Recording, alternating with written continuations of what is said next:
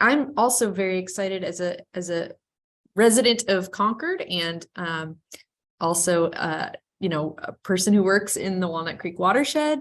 I'm very excited to welcome our guest speakers, Devan Reiff, Principal Planner for the East Bay Regional Park District, and Eva, Landscape Architect with the East Bay Regional Park District. I've made you both co-hosts on this meeting, so you should be able to share your screen. And please let me know if you need anything for moving forward with your presentation. Good morning, everyone. Thank you so much, Lisa, for that introduction. I am Devan Reiff, Principal Planner with the East Bay Regional Park District, joined by my colleague, Eva Rose Leavitt, Landscape Architect. Before we began, I just wanted to give Director Coffey a chance to share any thoughts about Concord and give him a chance to talk about the park, and if there were any thoughts you had, Director Coffey. Oh, no, I'm just looking forward to your presentation. I could maybe add some thoughts when you're through. Excellent. Okay, well, thank you for that. So, Lisa, again, thank you for the invitation. Very good to be here. It's been a few years since we've given a presentation about what is now the Thurgood Marshall Regional Park, home of the Port Chicago 50. The park, for anyone who's not familiar, is located on about 2,500 acres of the former Concord Naval Weapons Station, sort of up against the border with the city of Pittsburgh. This was transacted as a transfer from the Navy to the National Park Service, and the National Park Service to the Park District. We'll be signing filing the grant deed later this year. And of course, I'm sure you're all following the Concord Reuse Project, which will develop the remaining 2,500 acres of the former Concord Naval Weapons Station, where the master developer is Concord First Partners. So there is quite an ambitious multi-decade plan that the Park District adopted back in 2020. We call it the Land Use Plan. And it basically converts existing military facilities into a regional, if not statewide, if not national destination. There'll be about 22 miles of new trails, group camping facilities, there'll be picnicking, outdoor classrooms. There's a whole host, maybe 50 or 80 of what are called munition magazines. Those are the kind of charismatic structures built into the hillsides that we have the opportunity to reprogram and reuse. And we've got a visitor center that we are working with in partnership with the National Park Service. And also featured in the park, maybe of real interest to this group, is the series of natural and cultural resource protection zones, which are shown here in the stippled and the dotted sections. So what you're looking at is, again, a 20 or 30-year plan here of all the different facilities we hope to build in the park. So the park naming was actually done in June of 2021. The official name of the park is Thurgood Marshall Regional Park, home of the Port Chicago 50. For those of you who don't know, the name honors Supreme Court Justice Thurgood Marshall and the 50 African-American sailors who were protesting unsafe working conditions after the terrible explosions at Port Chicago in July of 1944 during World War II. And the story of the Port Chicago 50 is one of many stories that will be told at this park at the Future Visitor Center. So back to the protection features of the plan. 95% of this parkland will protect habitat for California tiger salamander, red-legged frog, other species as well. And there's further protections from public access. So public access will be restricted on the 600 most crucial, most sensitive habitat acres of the park. And it's good to remember that the parklands are a conservation mitigation for the future development in the Concord Community Reuse Project. So as the city of Concord moves forward with its development plans for new residential, commercial, educational, and industrial development on its portion of the former Naval Weapons Station, the parklands form conservation mitigation for that development. So here's just one slide imagining what a future visitor center could look like. This is being developed in partnership with the National Park Service, and we're grateful for that partnership. We meet very regularly. Our staffs meet regularly to discuss ideas, program, interpretation, education. Basically, we're planning to take an existing shop building on site, renovate it, convert it to a future visitor center for both tours to the Port Chicago Memorial Site down on the waterfront, education. There's many different histories, as I mentioned, that could be told here. There's the Native American history, starting with the Chupcan people. There's the Rancho history. There's the ranching history from settlers. There's the Navy history. And then Navy history is very alive for many of the people of Concord and the East Bay who either served at the Naval Weapons Station or were civilian employees there. And luckily, we've been able to do some really great tours already, even though the park is closed, and our interpretation and recreation team have a real ambitious series of tours for the public, and we can tell you about how to be involved with those going forward, including a Christmas bird count that's coming up next month, I think in partnership with Audubon. So there's a lot of activity, even though the parkland is closed. In terms of trails and reuse, we're intending to reuse the military roads and convert the former rail lines for new trails. There will be new regional trail connections throughout the park and on the edges. The South of Bailey Road section of the park, which my colleague Eva is going to present about, is actually being developed first. And as I mentioned, the former weapons magazines are going to be repurposed for arts and cultural activity. That's what's shown up here. Just one idea out of many. Here's sort of an existing condition of what a lot of these weapons magazines look like. So with that, I'll conclude. Here's a picture of the South of Bailey Road area, and I will turn it over to Eva. Good morning, everybody. Can you hear me okay? Good. Okay. So as Devan said, I'm the landscape architect and project manager for the South of Bailey Road Public Access Improvements Project. And I think most of you are clear, but when we're talking about South of Bailey Road, we're really talking about this portion of the park. That's kind of basically southeast of Bailey Road, which bisects the park. And most of the built improvements that we're planning will be focused on this area shown in this red polygon. Next slide. I just wanted to zoom out a bit and mention that the themes that were identified in the land use plan that Devan alluded to do continue to sort of drive and help us scope what we build and what we move forward. So I'm just kind of repeating these to sort of set the tone of what we're striving to maintain. Next slide. A major feature of the South of Bailey Road Public Improvement Project is its restoration focus. And Devan already mentioned that the stippled area is a special protection feature, which essentially means that this habitat is so critical for listed species that it will not be publicly accessible. So part of the scoping of this first initial project is to make changes to the landscape. We're basically undoing some work that was done out there in the past to help animals thrive. And then next slide. And then what we're going to focus lower down on the site, which I'll show you in a minute, are the amenities to help humans thrive. So we're going to have a large staging area, drop-in picnic sprinkled throughout, interpretive elements throughout, and then the trail system. And on the next slide, I can show you kind of where those elements land. So as I said, we're studying a major primary staging area that would feature parking for equestrian trailers, buses, automobiles, be equipped with a restroom, comfort station amenities, potable water, etc. Our project is also looking at designing a secondary staging area, which would be built at a later date once the trail connections to the north side of the park are developing and there's a demand to park closer to those trailheads.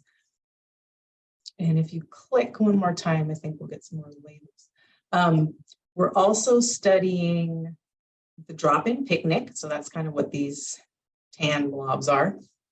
So those drop-in picnic areas are going to be associated with the existing magazines. We have 20 magazines on this site. And we're, studying how those picnic gathering areas will interact with the various magazines. Most of them, as I said, are sort of down on the lower elevations of the park, but we have identified 2 wonderful spots at a higher elevation where there's amazing views of the valley and even the delta on clear days. And I think if you click one more time, so the interpretive elements will be definitely, I think, integrated throughout. We're working with our interpretive department as we develop the construction drawings for these for opportunities, on the site of both natural elements to interpret and then the sort of more cultural, historic as well. And next slide, please. So sorry, this is a little hard to see, but obviously giant component of the site is the road and trail network. So we're studying right now, bringing in the public road that will take people to the primary staging area and kind of creating more of a park-like gateway to help people kind of decompress. Right now, it's a pretty utilitarian kind of awkward intersection. So we're looking at how to improve that.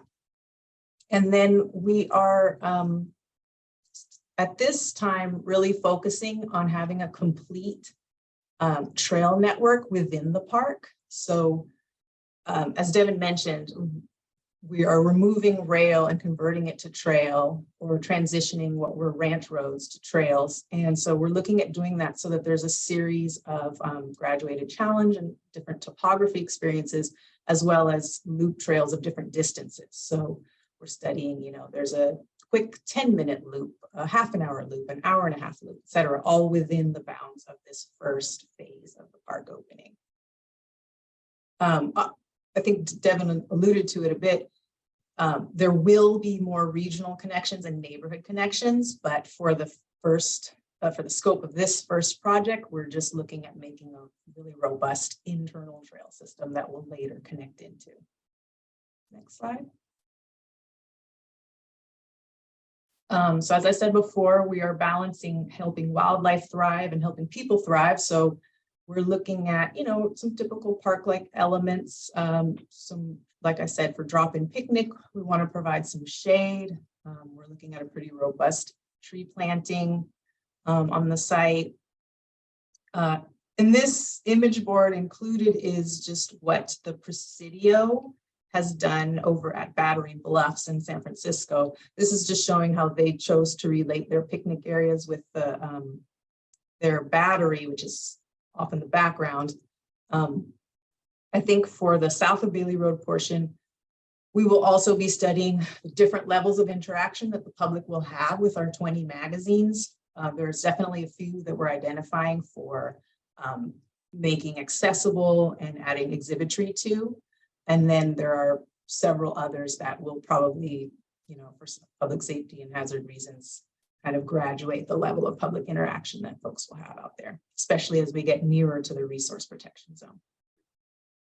Next slide.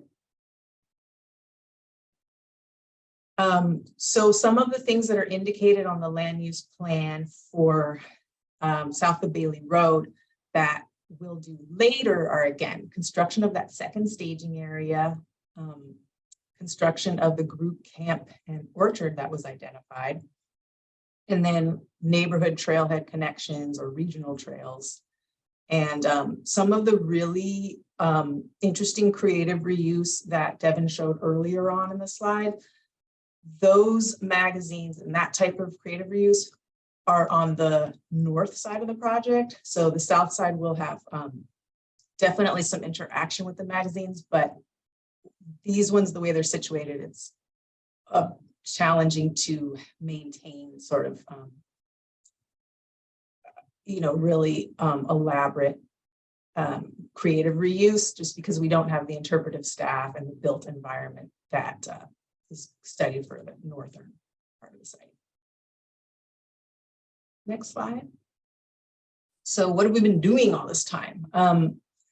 So it takes a lot of data gathering and site analysis for us to take a drawing like that was in the last slide to the level of construction and permittable drawing sets. So right now in the past few months, we've been doing lots of surveys and assessments and a traffic study, basically to get all the data we need to really cohere everything together into a seamless first phase. Next slide. So bigger timeline, as I mentioned, we're doing a lot of kind of pre-designed site analysis currently. That work will culminate in the conceptual design and cost estimate, which then we can go out for a request for proposals and have a design consultant develop the drawings into permittable, a biddable drawing set. In the meantime, though, as Devan mentioned, there are opportunities to get out on site. It is under land bank, so it's not fully accessible, but there is a park website which does offer ranger-led events. I highly recommend them. It's a beautiful site and it's great, especially now that the rain has started.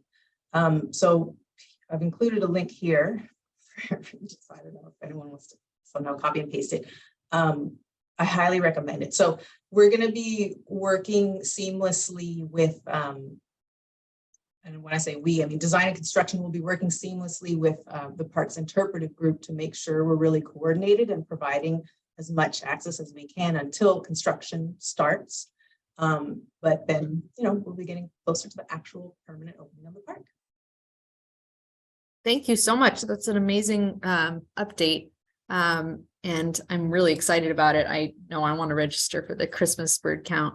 Did you say that that was being done in communication with the like Mount Diablo Audubon or Golden Gate Audubon or one of those groups? Devan might know. I know we can register through the parks website, which Trevor just posted the link. Thank you.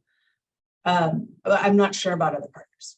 Traditionally, it has been done through Mount Diablo Audubon Society. They've done Christmas bird counts out there for many, many years. Great. Thank you. So I definitely want to open it up to questions. I know I have some, but I also wanted to give Colin a chance if he had any comments, or if anyone else had anything to add before we go into questions. Well, I just want to note that this is moving at warp speed for the park district in terms of developing this park. I think it represents the historic importance of the stories to be told in the Concord Hills there. And it's received a really good boost from Assemblyman Tim Grayson, who gained an allocation from the current state budget of $3 million for the opening phase of planning and development for the staging area that was just reviewed.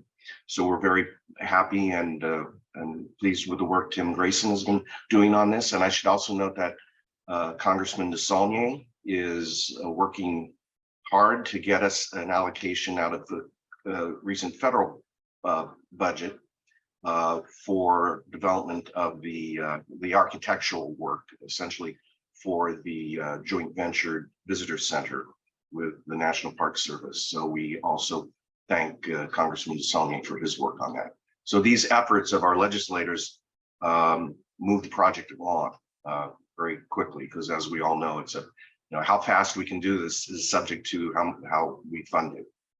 And so I'm pleased to note that that's coming along well at this point. Thanks. Thank you. Yeah, that's great context to have. Trevor, did you want to speak? Yeah, I was just going to maybe give a little bit more context from the National Park Service point of view, since East Bay Regional has been such a great partner with us over the years on developing this. And that'd be great. Yeah, we're just very excited about the possibility of the Joint Visitor Center. As Devan mentioned, the land use plan spans many years, and you know, it's one of these projects that we understand is going to be a long-term project, but I think we've always been excited internally about it, and I think a lot of the attention that's come around, along with the naming of the park, has made us sort of really even more excited about the future of this and about how we can continue to get the community involved in telling the important Port Chicago story, as well as all of the other stories that this park is so well positioned to tell. In terms of that context, for folks who maybe not be aware, and I assume a lot of the folks on this call may already be aware of this story, but when Port Chicago Naval Magazine National Memorial was originally established, our enabling legislation is actually really special for this park. It actually instructs us to do exactly what we're doing with this Joint Visitor Center, which is working with East Bay Regional Park District to better tell the Port Chicago story. So for folks who've been out to the memorial, or for folks who haven't, it can be very difficult to get out there. You know, the memorial itself is still on Motco. It's still on an active Army base, and so it's very difficult to actually get visitors out there. And so having 7-day-a-week access to a visitor center on a public park is really exciting for us to be able to tell this story more than just a few months out of the year. I wanted to share a link in case folks haven't been out to the park already, out to the existing memorial. Again, can be very difficult to get out there. It takes about 2 weeks to get your name in with the Army, have them do the checks that they need to do to allow us access onto the base. But folks can access that link if they're interested in taking a tour. So anyway, I just wanted to add a little bit of that context, because this really is a huge thing, and we're looking forward to it very much. We've been working hard with the Park District to put together ongoing plans, and we're looking forward to seeing what we can come up with. And then one last thing, a little bit off topic before I give up the stage here, is that a timely announcement. We have a special program commemorating Veterans Day coming up tomorrow. So I just wanted to share that with folks in case they may be a little bit less familiar with the story and want to learn a little bit more about it. This would be a great opportunity to do so. There's 2 special screenings tomorrow, one at 3 p.m. and one at 6 p.m. So sharing that information out. Great. And is that a video that's being shown virtually, or how is that working?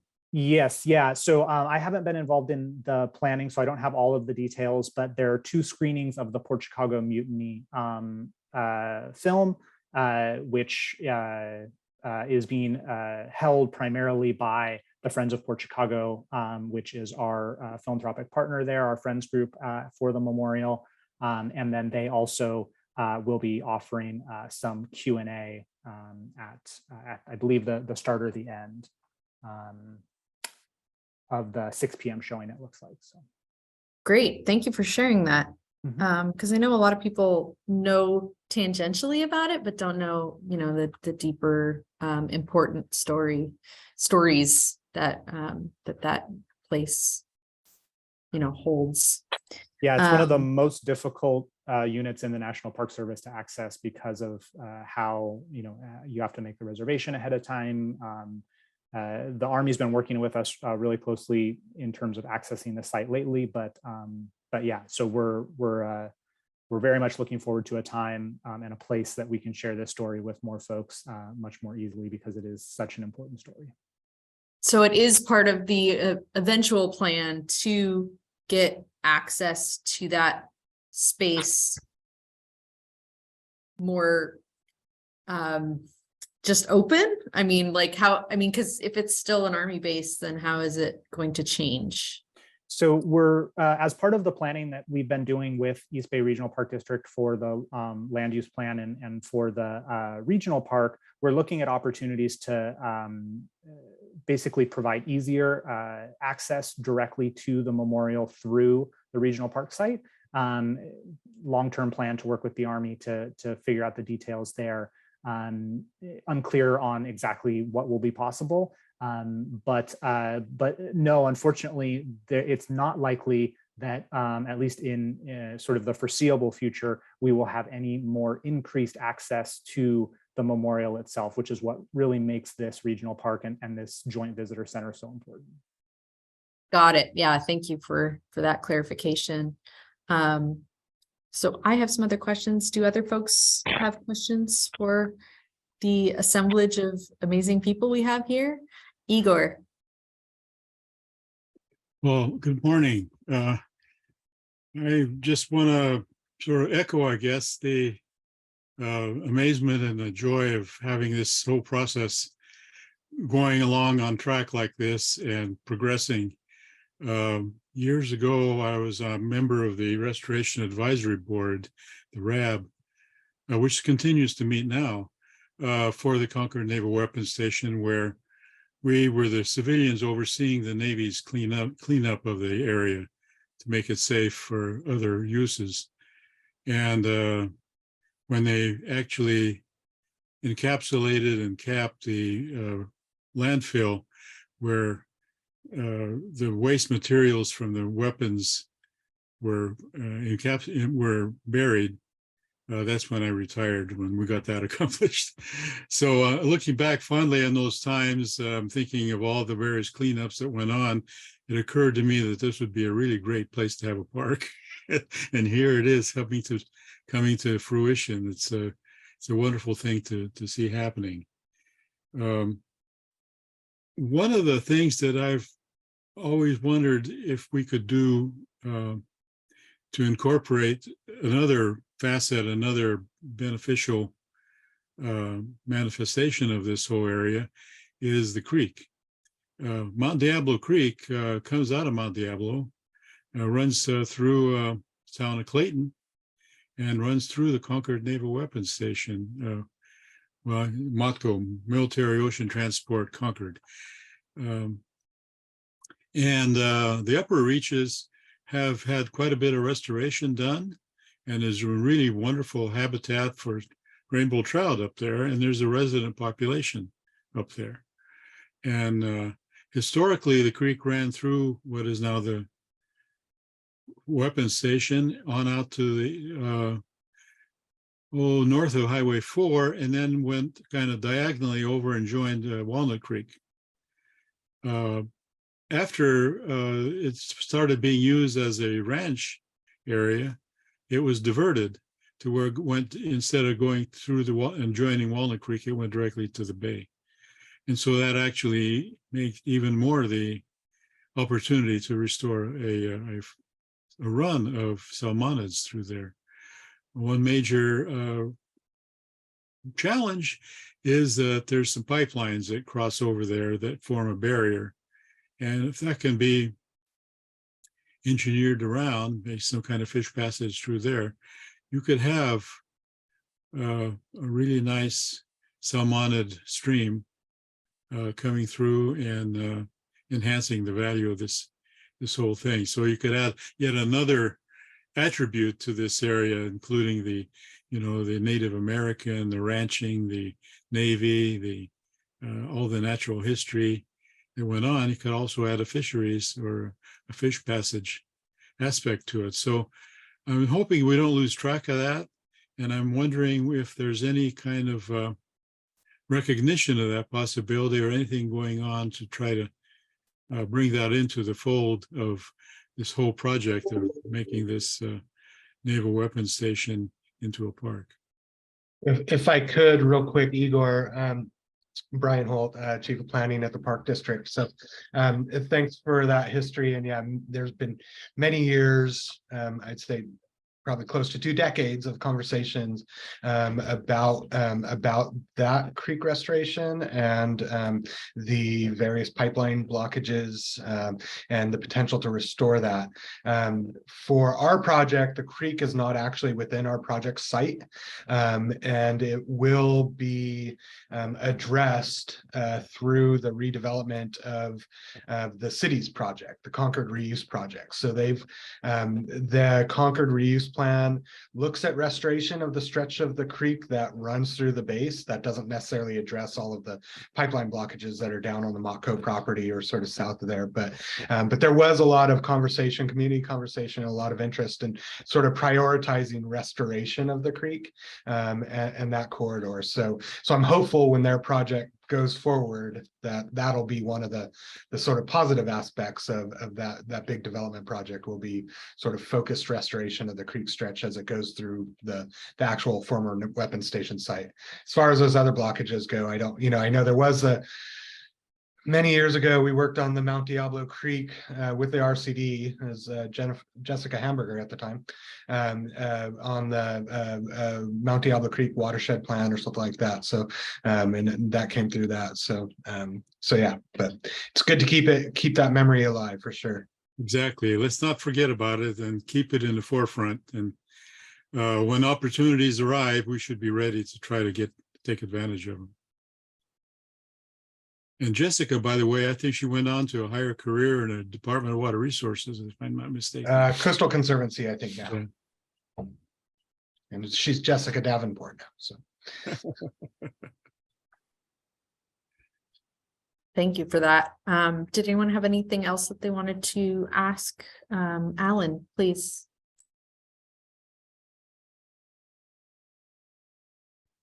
Yes, a couple things that came to mind.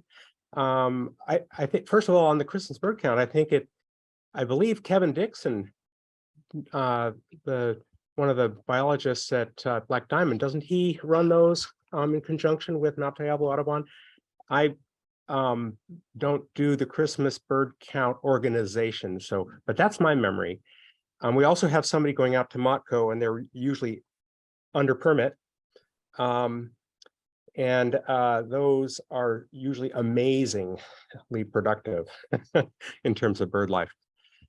I have a couple of questions. One is, in terms of biological restorations of native plants and things like that, I imagine that there's been a historical look back in terms of what kinds of plant communities and wildlife communities would have been there before it was developed as the naval weapon stations, and that might be helping guide where we're headed with some of the restorations.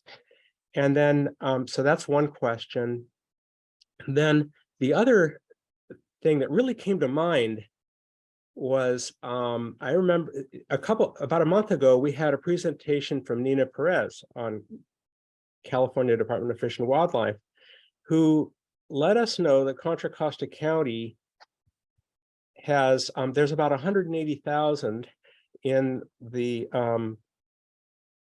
Altamont Pass area raptor associated work on habitat restoration for raptors that needs to be used within Contra Costa County.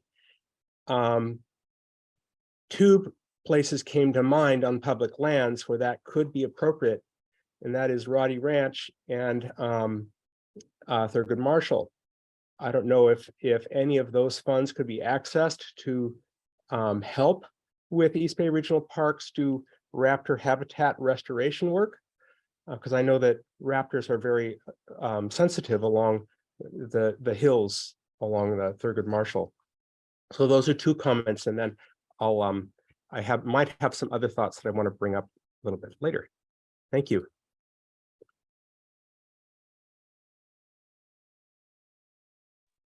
I'll just, sorry, I'm just going to jump in real quick and just respond to those couple comments regarding the native plant communities there. Yeah, there's been a lot of look at what the sort of historic distribution of native plants are on the site. The land use plan actually includes a proposal for a native plant nursery to be developed on site that could provide that sort of feedstock directly there. It is historically pretty much, oak savanna and open grassland, which is, incredibly difficult to restore. But certainly that'll be part of the sort of long-term sort of efforts there.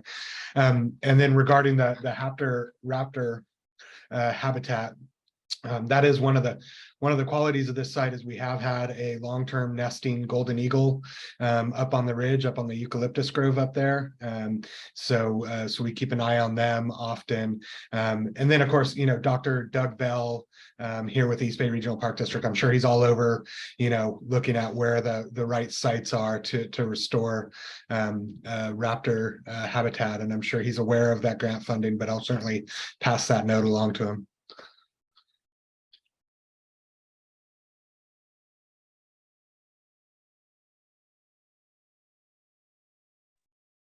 So I think that answered your questions, Alan.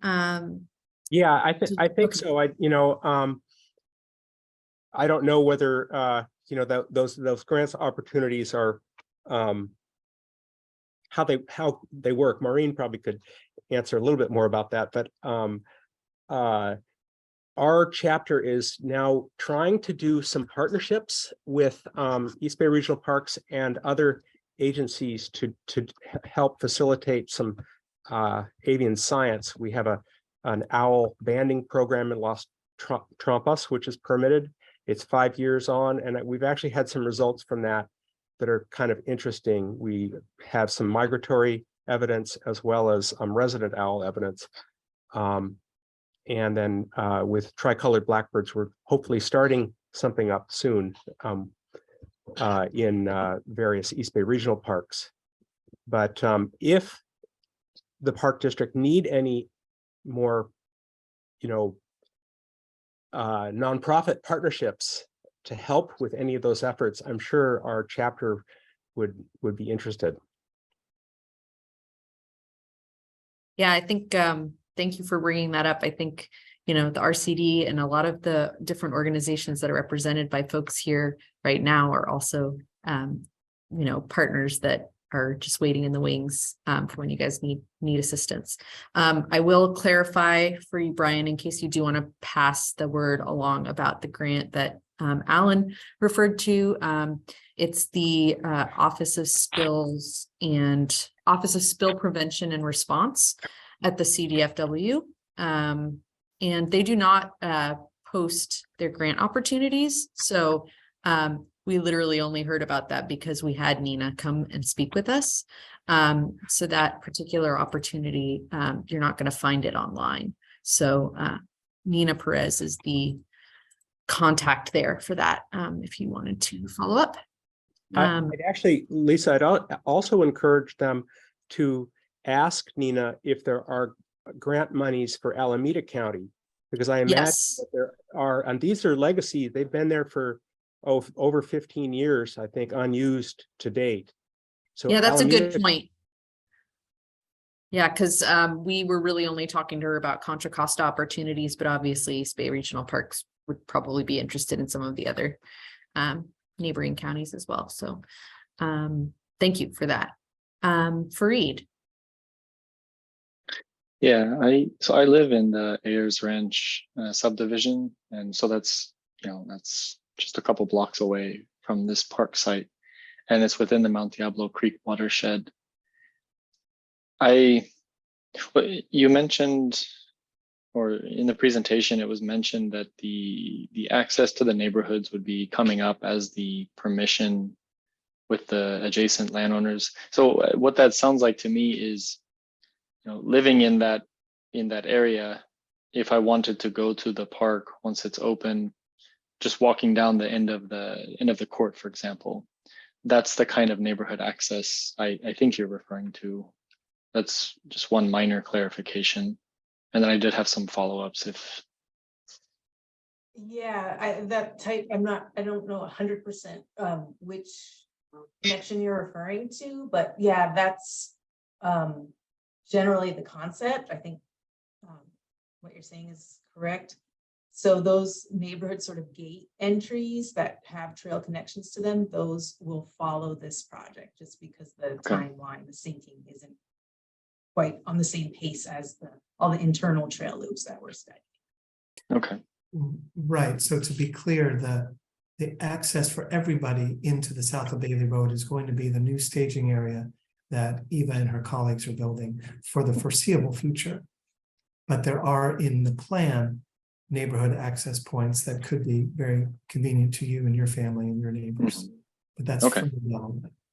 Okay, thank you. And since it was pointed out that Mount Diablo Creek enters the Concord Naval Weapons Station on the other side of Bailey Road, so it's just outside of this project.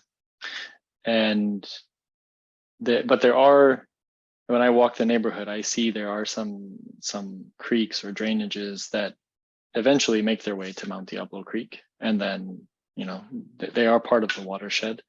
And I just like to throw my interest out there that with Friends of Concord Creeks, if there's something we can do to help with work on the park site, if it's planting natives or if it's cleaning something up or whatever it may be, I would just like to be kept in mind for that.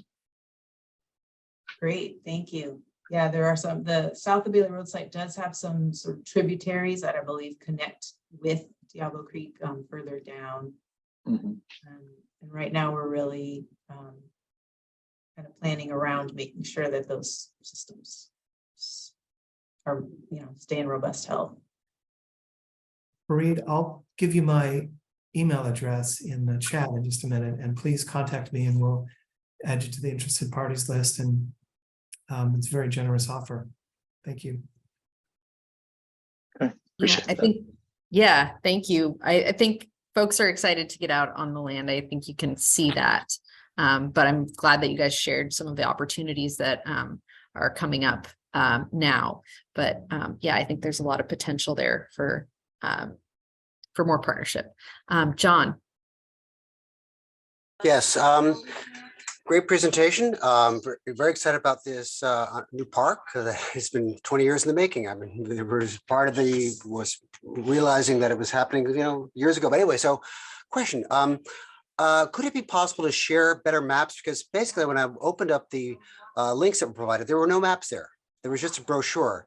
And but working on within Public Works Department, we're doing a general, the DCD and Public Works are involved in the general plan for the county, and we're seeking to improve bicycle and ped access. And I see Bailey Road as a major location, as well as Willow Pass Road, for putting in Class 4 bikeways, to have access to the north side of the park. And there's nothing showing in the map that was shown in the here that identifies the community access that would be off Bailey Road. So I would really like to ask if there could be a link shown in this on this for that access, because there's no mapping. And I think in terms of community outreach, and Fareed is addressing that, there's nothing there. It's way too controlled, in terms of like identifying even where points of access off Bailey Road. So I really would like to ask that, if not in this meeting, after the meeting, Park District could share maps that would show a little more, just show something that is not shown right now. That would help the county to partner with the Park District in terms of providing ped and bike access off Bailey Road and Willow Pass Road for future facilities. And that's a really good way to, increase this quality of partnerships. Thank you. Thanks for that, John. What I would say is that those maps are in the land use plan.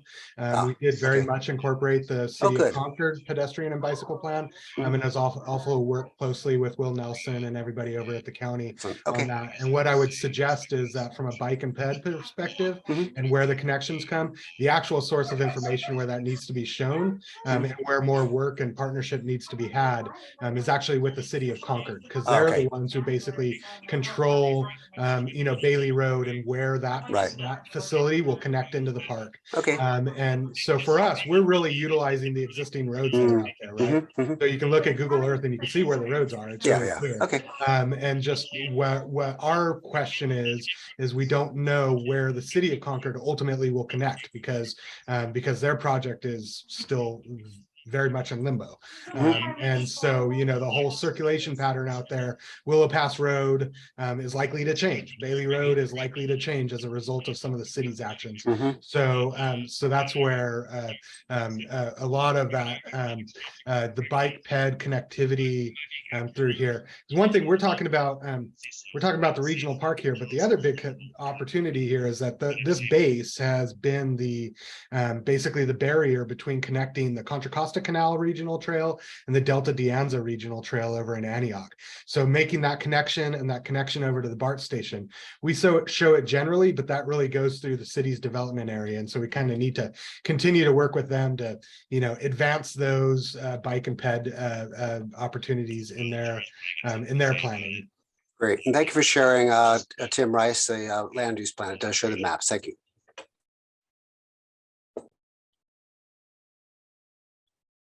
Excellent. Thank you for sharing those plans. So I was wondering if there are any plans. I know that the visitor center is still far off in terms of next steps and, you know, planning and all of that. But is there a plan in place for coming up with the funding for that, or really any of the other phases of the plans that you guys mentioned? I'm just kind of curious about, you know, if there's, I don't know. I just, you know, we don't want it to be 20 years before, you know, it comes to fruition. We don't either. Okay, yeah. But, you know, there is, like I say, lots of unknowns. And so I'm going to put in my plug here again. You know, our project site, our park, as Devan mentioned, 95% of that is designated as sort of a conservation zone. That is mitigation for the city's future development project. So essentially, our park project is providing the mitigation to the city's project, which is developing 13,000 homes, whatever. We feel that that mitigation has real value. And that any development that occurs within the city of Concord should be investing in the park improvements because of that value that we're providing to that development. So we're very much interested in how that project moves forward over at the city of Concord. We're very much in conversations with them as they develop their term sheets and as they go into negotiations with the Navy over the value of that project, and really feel that, you know, just at a base level, if the city were to go get that 2,500 acres of mitigation land through the HCP and just paying permit fees or something like that, you know, you're talking $25 million plus. So there's real money there that should be invested in this park. That's one. Two, as Director Coffey mentioned, I mean, we're always looking to our legislators and others to find those opportunities to continue to invest in this. And then three, it's really a lot of, you know, coordination with the city and say Contra Costa Water District. Utilities is going to be a big deal for us. We don't have water, sewer, you know, to that building. So as the city starts to develop, we want to be right there and say, hey, can you connect that pipe to our facility? So it's kind of the idea. We only want to move dirt once. And so how are we sort of partnering and doing that? That said, as we all know, I can't predict the timeline of the city's project. So, you know, certainly 10 years ago, you know, we thought we'd be much farther along than we are now, just because the city had a different timeline there. So anyways, a long answer to basically say we are looking at every opportunity possible to drive that. And the great thing about our partnership with National Park Service and the Thurgood Marshall Home of the Port Chicago 50 naming and just this increasing recognition of the significance of the history out there is that the ball is rolling now and there's a lot of momentum behind it. And so we really feel confident that when the ability to make a project happen, you know, for the visitor center side and the rest of it, when that all becomes available, when clarity is had with regards to the city's project and everything else, that we'll be able to get the resources and make it happen. So we're full steam ahead on that. Great. Yeah. Thanks for the clarification. Yeah, I have no doubt about that. I just, I didn't realize there were so many dependencies, but it sounds like there are. And, yeah, so it's complicated. I get it. But thank you for the clarification. I was also wondering about, specifically about the natural and cultural resource zones that you guys mentioned. what are some of the, so you mentioned that there are some species that need protecting. What are some of those species? And then are there also, in terms of the cultural resources, if you could talk a little bit more about that, that would be really helpful. Yeah, and the whole site is designated habitat for California tiger salamander, red-legged frog. Some of the south of Bailey Road area is potential Alameda whipsnake habitat, potential San Joaquin kit fox habitat, and then of course we have the golden eagle's nest up there. So those are the big species. And again, this is mitigation for the city's project. So they're impacting 2,500 acres. We spent about a decade essentially negotiating with U.S. Fish and Wildlife Service, the Navy, the city of Concord about what that mitigation ratio would be. So, you know, they essentially landed at a 2-to-1 ratio. The city is impacting 2,500 acres. They get 1-to-1 credit for protection of our parkland area. And then they're going to have to be going out and looking at additional acreage to buy outside to protect for those species. And then the resource protection zones are really primarily about hydrologic connectivity between various ponds on the site for migration of California tiger salamander and red-legged frogs. So, so we worked really hard to not, you know, bisect some of those areas with, say, trails or other things that, so we can kind of connect those as sort of a connected habitat. From a cultural resource perspective, actually, the park side of the property, of course, was Chupcon territory, but from a known cultural resource perspective, there are limited occurrences there, and they just fortunately and handily sort of occur in those same natural resource protection areas. So it's really easy for us to just designate, you know, no public access, this area is protected. There are there's other burial sites and that are on the city side of the property that they have had to address in other ways. So when you look at the city's plan, you can see some sort of expanded parkland areas and in areas that you think, oh, why wouldn't that be developed? And that's really why is for cultural resource protection purposes. Got it. Yeah, thank you for that. That's really helpful. Does anyone else have any other questions? Well, I think unless anybody has any, I think we can probably adjourn early. I want to thank everyone, Devan and Eva, for their presentation. I'm really glad that Brian and Trevor could be here, and Colin to provide some context and history. And I'm just really excited about all of the potential of these projects, and can't wait for some of the partnerships that are going to come out of it. So I know you already are partnering on it, but yeah, Alan, go ahead. Yeah, I'm curious if there's any mitigation that the park might, mitigation funding that the park might receive from potential projects up in the hills above Thurgood Marshall. I know that there's some potential projects like in Faria and things like that that are still pretty controversial and may or may not get approved. But how do those contribute to the development of the park? Well, thanks for that, Alan. Yeah, it's been a saga. So with the neighboring development projects, if folks don't know, one of the large neighboring landowners is Albert Sino III, whose first response and our approval of the land use plan was to sue our park project, to essentially say that our park was going to impact his development. And that led us into some, you know, long settlement agreements and conversations with Mr. Sino that we were able to try to work to protect the view shed from the visitor center, try to create more of a buffer and some trail connectivity. You know, Save Mount Diablo continued to challenge that project, and as you state, its approval is very much in limbo. So we're very much watching that specifically for, yeah, would there be additional mitigation funding, or, you know, perhaps if there's a reduction of their project footprint, would there be the opportunity for land to be added to Thurgood Marshall? I think it's important for this group to recognize that The upper parts of the Mount Diablo Creek watershed are actually on Mr. Sino's property.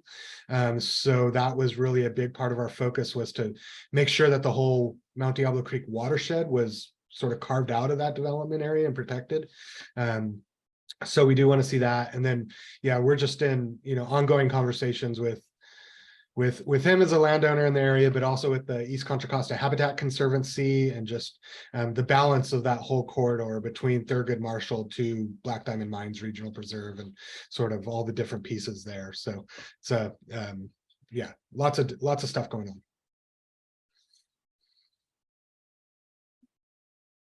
Yeah, understood. The development is always more complicated than it seems. Yeah, thank you Um, for that. Yeah, thank you so much. Lisa, I did Yeah. want to say thanks for having us here, and I just want to Absolutely. offer that we've got a bunch of projects in the pipeline, and over the years, whether it was Alyssa or whoever, would often tap us for presentations. So we're always willing to do that. Would love to come, and we're just wrapping up restoration of the McCosker Creek site in Sibley, which is a large creek daylighting project that I think this group would probably be really interested in, and moving forward with restoration of the Roddy Ranch Golf Course site, which sounds like folks are familiar with. Would be happy to come here at any point. So just putting that out there. Thank you for that. Yes, I think that's going to be, I'll definitely be in touch. Igor, did you have something to add? I did. Brian, you reminded me of the McCosker project, and I was wondering, maybe in some future watershed forum, maybe it could be combined with a field trip to see that restoration project. It's a really, I've never seen it, but I've heard a lot about it, and I'd really love to, sort of be there to absorb that whole atmosphere, because it's a really major, big deal, and probably a really good illustration of best practices of how to do various things, which would be really beneficial to see firsthand. So my sense is that's been a difficult but successful restoration project, and it is one of the largest creek restoration projects that have happened in the Bay Area. So my sense is as we wrap that up, there's going to be a lot of interest in showing that off. So I think we would probably be very eager to host this group on a field tour, or many others to sort of show that work off. And it really kind of tees us up for how can we do more of this, right? As we're talking about, whether it's 30 by 30, or, I know the White House just released some natural infrastructure guidance and how we respond to climate change. These sorts of projects provide sort of proof of concept that we can do these large restorations and build support for doing more. So I think we'll definitely be trying to show it off. Well, I've just been fortunate enough to be part of two recent tours at the Concord, what is it called? I keep wanting to say Concord Naval Weapons Station. Thurgood Marshall, yeah. That's sort of burned into my brain over the years. But I'm thinking that this may be a way to enhance everything, because it gets a lot more exposure to the projects.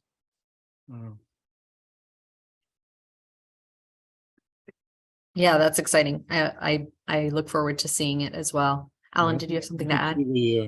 All this exposure through, we've had various elected officials and so on show up at the weapons station. I'm sorry, the Thurgood Marshall State Regional Park. And I think that's all good. And then, you actually, to some extent, probably had an indirect effect on having some of the money show up for that project. So the more exposure we can generate, I think the better.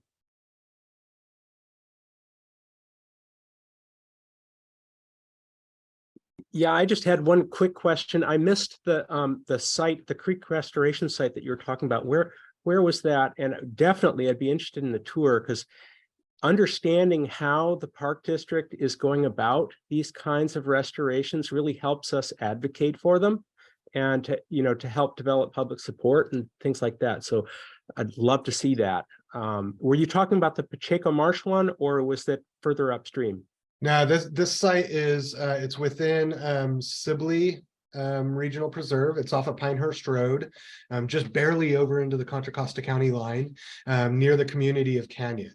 And it was a 3/4 of a mile stretch of creek that was essentially undergrounded by the previous landowner who used the site as a construction yard. And, you know, when we bought it, there were, you know, sinkholes all through the area, and all that dirt's been removed, the bank's sort of established, you know, willows planted, and I'm sure today it's probably running pretty good. So yeah.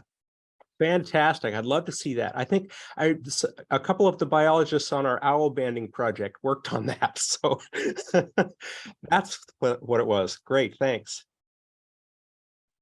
Well, thank you, everyone.